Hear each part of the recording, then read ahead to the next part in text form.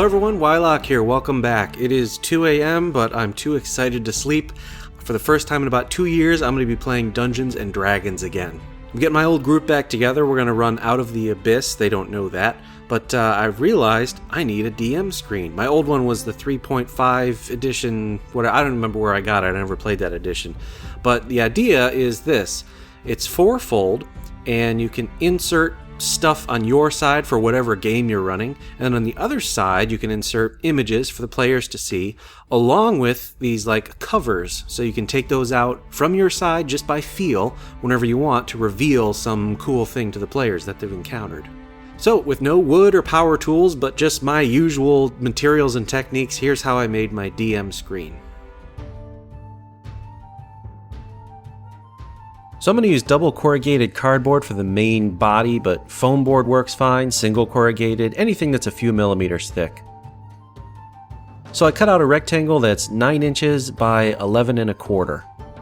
And notice the corrugation is exposed along the two long sides. That's to help make a strong hot glue connection later on.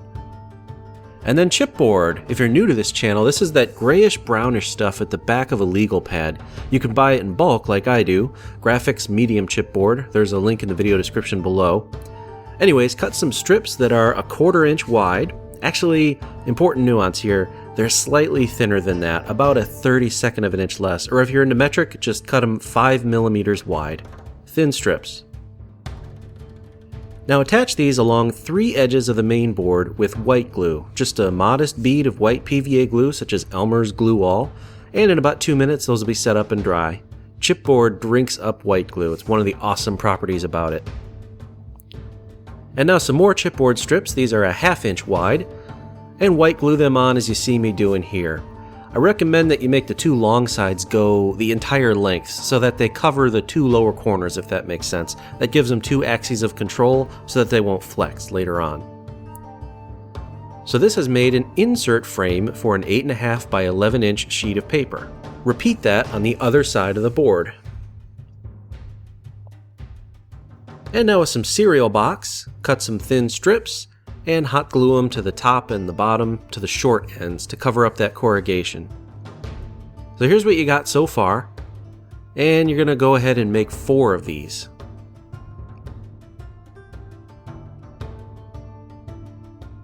Now the hinges. Chipboard won't work because it's too thick to crease. Paper is too fragile, so again I figured I would use cereal box. First, stack together 2 panels and measure their total thickness. Cut a strip of cereal box to match. Lightly score it down the middle with 1 pass of your knife at almost no pressure, and then fold it to pre-crease it.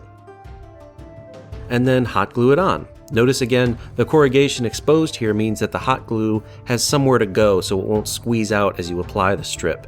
Plus you get a crazy strong connection thanks to all that surface area.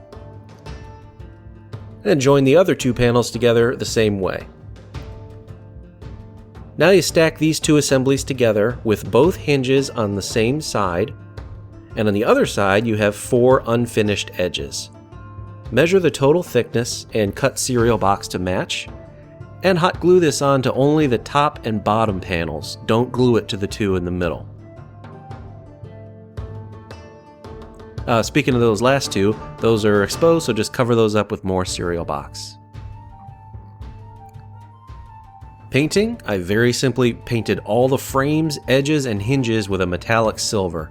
I didn't bother painting the main boards themselves because you're never going to see them.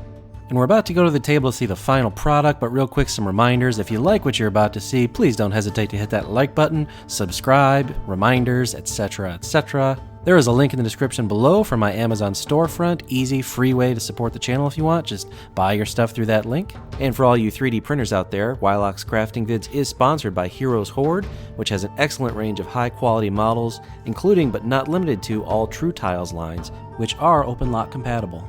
Also, check out my modules over on the DM's Guild, and remember, $3 patrons get free copies of all my releases. Alright, I'm going to throw in my D&D 5e kit. Here's the conditions page. And here again is a demonstration removing that sheet of cardstock. That's just 30-pound cardstock from the craft store. A lot of people use white binders because they have the clear sleeves in the front and you just like clip two of them together. Yeah, that works great. I like this because I can reach over and easily remove that sheet. I can keep it hidden from the players till it's time and then very hassle-free just reveal it. If you liked this particular project, here's 2 more that you should go check out right now.